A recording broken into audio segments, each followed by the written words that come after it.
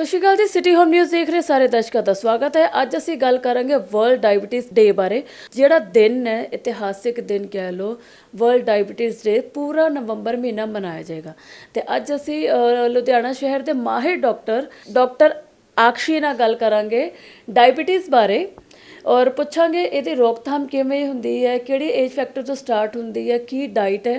ਕਿਉਂਕਿ ਜਦੋਂ ਵੀ ਡਾਇਬਟੀਜ਼ ਦਾ ਨਾਮ ਆਉਂਦਾ ਹੈ ਤਾਂ ਲੋਕੀ ਟੈਨਸ਼ਨਾਂ ਵਿੱਚ ਪੈ ਜਾਂਦੇ ਨੇ ਤੇ ਆਪਣੇ ਆਪ ਹੀ ਉਹਦਾ ਇਲਾਜ ਸ਼ੁਰੂ ਕਰ ਦਿੰਦੇ ਨੇ ਆਪਣੇ ਘਰੇਲੂ ਤਰੀਕੇ ਨਾਲ, ਬਿਨਾਂ ਕਿਸੇ ਇਨਫੋਰਮੇਸ਼ਨ ਦੇ। ਸੋ ਡਾਕਟਰ ਨਾਲ ਹੀ ਗੱਲਬਾਤ ਸਿੱਧੀ ਤਰ੍ਹਾਂ ਕਰਦੇ ਆ ਕਿ ਉਹ ਕੀ ਕਹਿੰਦੇ ਨੇ ਕਿ ਕਿਵੇਂ ਰੋਕਥਾਮ ਕਰੀਏ, ਇਹਦੇ ਸਿੰਪਟਮ ਕੀ ਹੈ ਤੇ इलाज में और केड़ी नवी तकनीक आई ने, गल करते हैं। डॉक्टर साहब, जैसे आप जानते हैं कि कल से वर्ल्ड डायबिटीज़ डे शुरू हो चुका है और डायबिटीज़ का नाम जैसे ही आता है तो लोग क्या करते हैं कि अपने तरीके से ट्रीटमेंट शुरू कर देते हैं, कुछ घरेलू उपाय से शुरू कर लेते हैं या कह लो कि इधर उधर से जिसने जो इन्फॉर्मेशन है उस हिसाब से शुरू कर देते हैं। आप क्या कहना चाहेंगे इसके बारे में? जैसे ही किसी को पता लगता है कि उनको शुगर है, उनको सबसे पहले डॉक्टर से कंसल्ट ज़रूर करना चाहिए, क्योंकि उस टाइम होता है कि जब हमें पता लगता है, हमें आगे भी देखना होता है कि कोई कॉम्प्लिकेशंस ना हो, और वो टाइम होता है जब हम अच्छे से पेशेंट को ट्रीटमेंट पे शुरू कर सकते हैं, और जो बेनिफिट होता है ट्रीटमेंट का उस टाइम पे सबसे ज़्यादा होता है।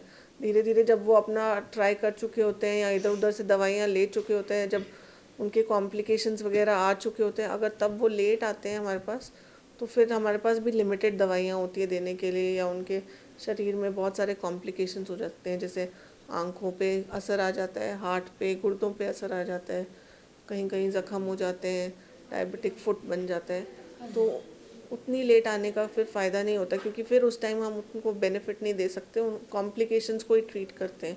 लेकिन अगर वो पहले आते तो हम डिज़ीज़ को ट्रीट करते हैं और हम बिल्कुल कॉम्प्लिकेशन फ्री हो सकते हैं, ताकि कोई भी कॉम्प्लिकेशन ना हो पेशेंट को। पर डॉक्टर साहब, अगर देखा जाए आज की डेट में ये जो प्रॉब्लम है ना, हर एक एज फैक्टर में देख सकते हैं। हाँ जी। बच्चों में ज़्यादातर देखने को मिल रही है। अगर रिसेंटली अगर हम बात करें तो मैंने खुद पर्सनली 6 से 7 साल के बच्चे में भी ये देखा है और बड़े से बड़े उम्र में देख रहे हैं। आखिरकार ये कारण क्या है? ये दो तरह के बच्चों में भी डायबिटीज़ दिखने- दो तरह के डायबिटीज़ होते हैं, एक टाइप 1 होता है, एक टाइप 2 होता है। जी। टाइप 2 जो होता है वो ज़्यादातर बड़ी उम्र के लोगों में होता है, जिसमें हमारे ऑलरेडी जो सेल्स होते हैं इंसुलिन बनाने वाले, वो धीरे धीरे कम काम करने लगते हैं, एज फैक्टर और जेनेटिक फैक्टर, लाइफस्टाइल की वजह से। लेकिन जो बच्चों में होते हैं उनके ये जो सेल्स होते हैं ये बिल्कुल भी काम नहीं करते हैं, ओके। तो उस टाइम पे हमें बाहर से इंसुलिन देना पड़ता है पेशेंट्स को। तो ये ज़्यादातर जेनेटिक ही होता है। तो डॉक्टर साहब, क्या बच्चों में ये जो हो रहा है, क्या ये जेनेटिक है या उनके भी लाइफस्टाइल में डिस्टरबेंस होने की वजह से ऐसा होता है? ज़्यादातर जेनेटिक होता है, लेकिन कभी कभी स्ट्रेस की वजह से, और पेशेंट्स को कभी कभी कोई इन्फेक्शंस की वजह से, जिसमें पैनक्रियाज अफेक्ट हो जाता है, ओके। तो उसकी वजह से भी ये पेशेंट्स को हो जाता है।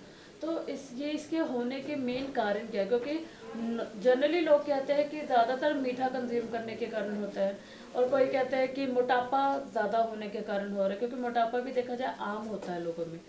तो एक्चुअली में मेन रीजंस क्या है मोटापा और मीठे के अलावा?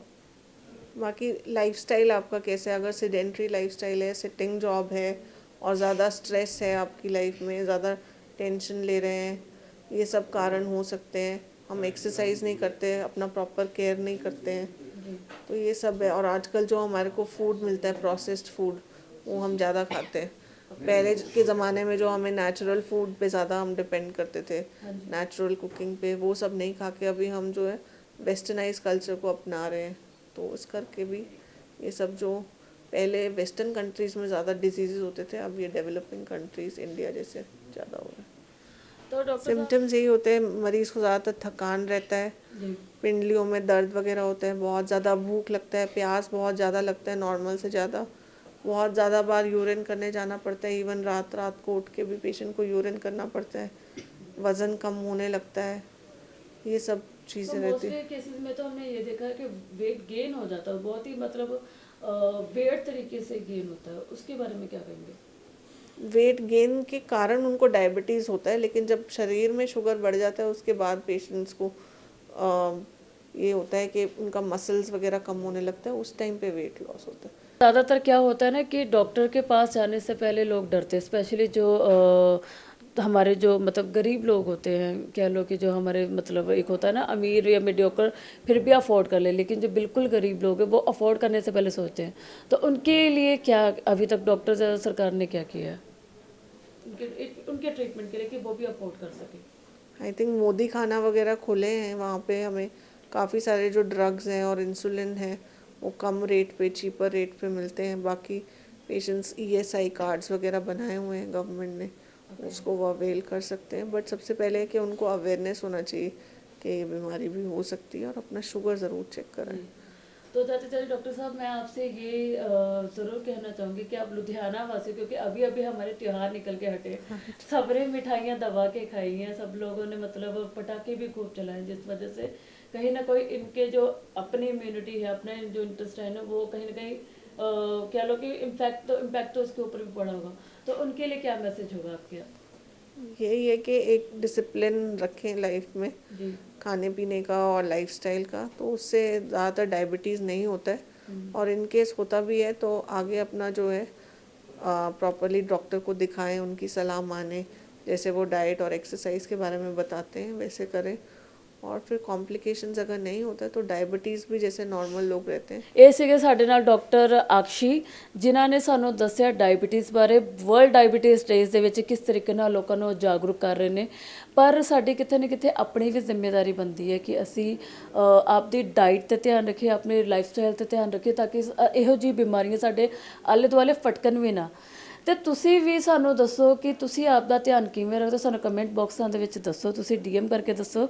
ਤੇ ਬੜੇ ਰਹੋ ਸਿਟੀ ਹੋਮ ਨਿਊਜ਼ ਚੈਨਲ ਦੇ ਨਾਲ। ਮੈਂ ਅਦਿਤੀ, ਕੈਮਰਾਮੈਨ ਨਵਜੋਤ ਦੇ ਨਾਲ। ਧੰਨਵਾਦ।